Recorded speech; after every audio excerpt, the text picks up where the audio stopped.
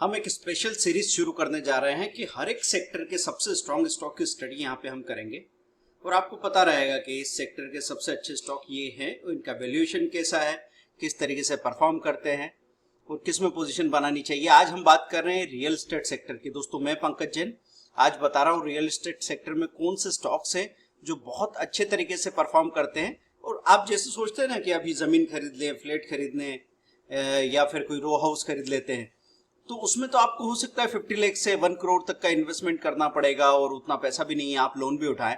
और यहाँ पे अगर आपने 10 लाख रुपीस भी लगा दिए ना, और कभी बाय द वे अनफॉर्चुनेटली बाजार में गिरावट आ गई, 5 लाख आपने और लगा दिए, तो जितना अप्रिसिएशन आपको वहां 50 लाख पे मिलेगा, हो सकता है यहाँ 20 लाख में उससे ज्यादा अप्रिसिएशन मिल जाए। तो दोस्तों इस तरीके से तो आप इंडिया के चारों डायरेक्शन में अलग अलग जो कंपनीज है उनमें इन्वेस्टमेंट करके रख सकते हैं और सारा कंट्रोल आपके हाथ में है।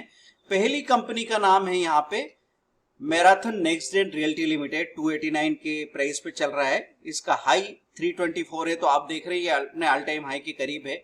इसका बुक वैल्यू 170 है और 289 में मिल रहा है, कोई ज्यादा महंगा नहीं है।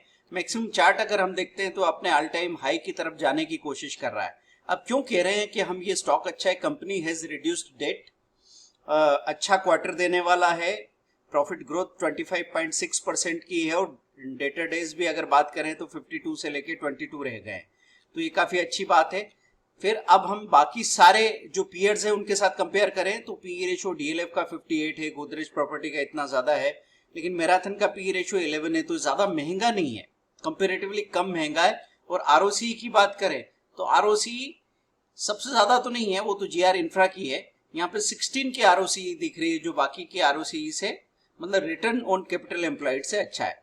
अब उसके बाद आगे जाके हम देखें, लगातार पिछले 10 महीनों में ईपीएस ग्रो हुई है, लगातार पिछले 10 सालों में ईपीएस इंप्रूव हुई है और यहाँ पे हम देख रहे हैं रिटर्न ऑन इक्विटी भी सेक्टर के कंपैरिजन में अच्छा है। तो एक हो गया आपका मैराथन नेक्स्टजेन। यहाँ नीचे जाके हम देखें तो 74% प्रमोटर होल्डिंग है और 25% पब्लिक की होल्डिंग है।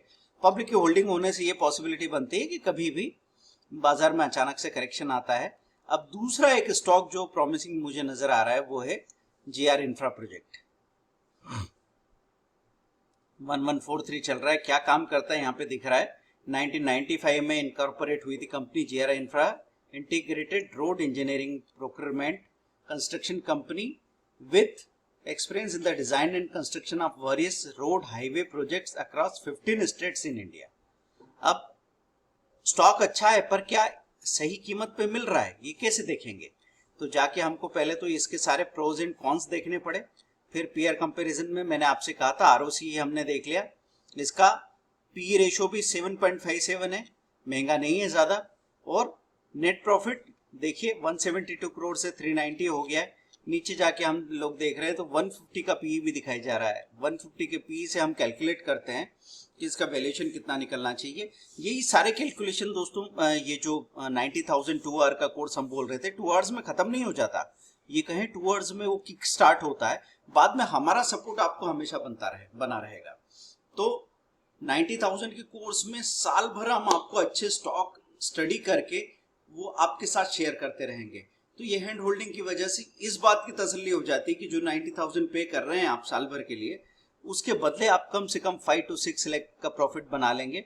आपकी जो कैपिटल होनी चाहिए वो 20 लाख हम सजेस्ट करते हैं, लेकिन 5 लाख भी अगर आपके पास है तो आप सीखना और एक्सपेरिमेंट करना तो शुरू कर ही सकते हैं। Thank you very much, bye.